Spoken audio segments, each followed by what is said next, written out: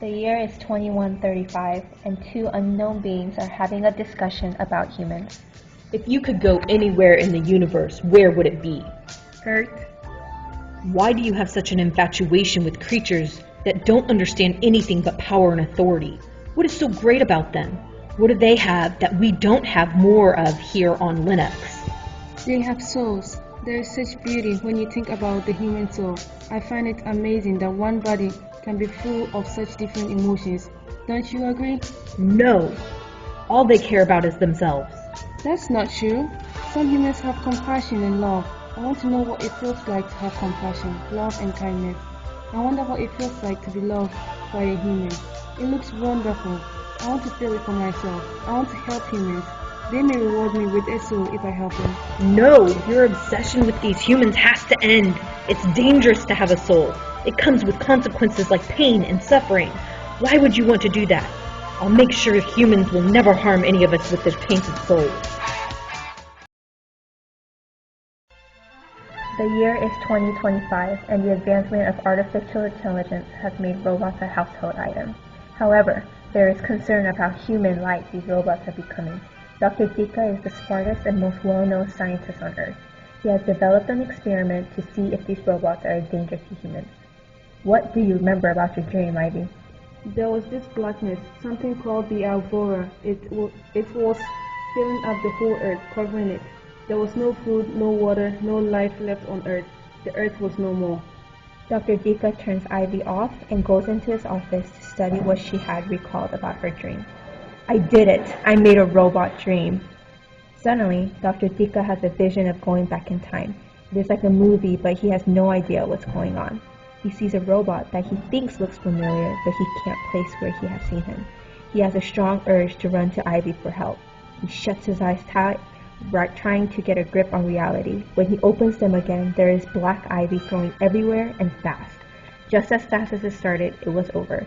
He was in his office, still sitting at his desk. He has no idea of what any of it meant.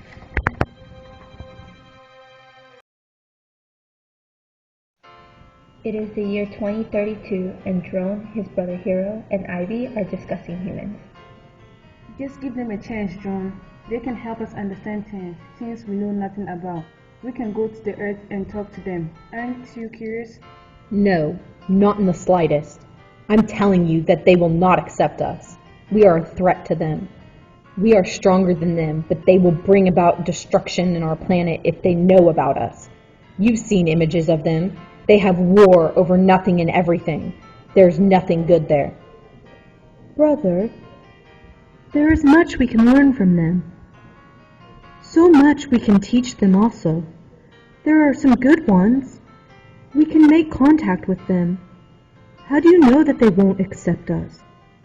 They have robots also, and we are close to them in a way. They have robots, all right, as their slaves. Don't you get it? They will want to take over our planet, and we will be nothing more than a bunch of slaves for them. They will try to take everything from us just for their own survival. I will not let it happen.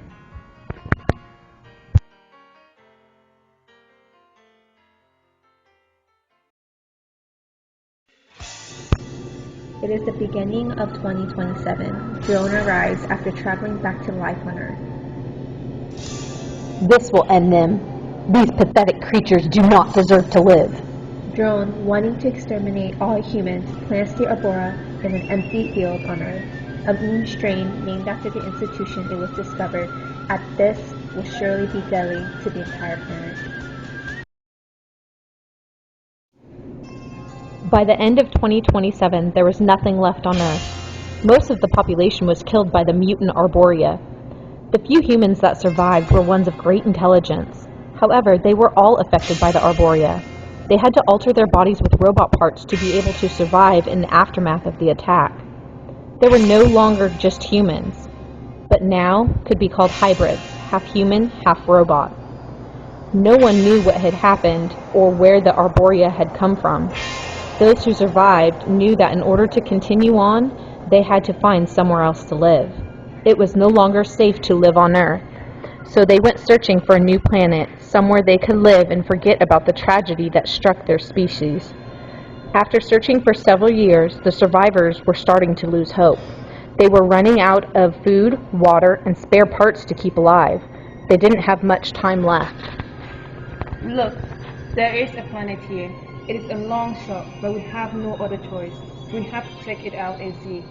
It looks just like Earth. Okay, fine, but we have to be careful. We don't know what's on this planet. It's never been identified before. It's not even on any of our sensors.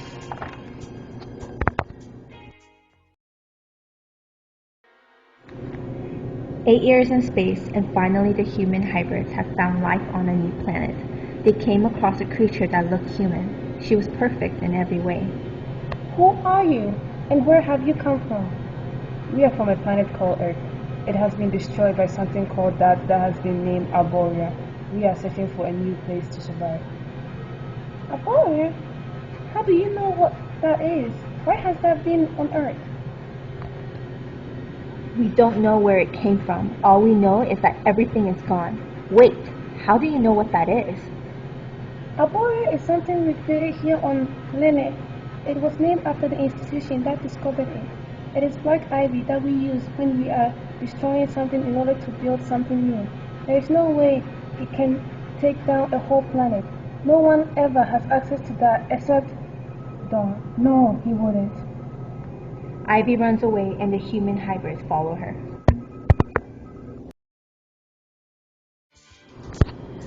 Ivy, what are these creatures? Why are they here? Hero, where's John? He's not here. What's wrong, Ivy? John did what he said he was going to do. He destroyed it. He used the Arborea. You are mistaken. He wouldn't do that. He just talked about it. But Drone is good. He wouldn't. These people are the only humans left. They are from Earth in search of a new home. Because theirs were destroyed by the Arborea. No one has access to that except John. He created it, but he used it to destroy Earth. Let's find him and talk to him. We can't accuse him of anything. We don't know what happened yet. Hero and Ivy run to the Arborea Institute, where they find Drone replacing the mutant Arborea into his secured bin. Hurt and betrayed, Hero grabs the mutant Arborea and tries to destroy it.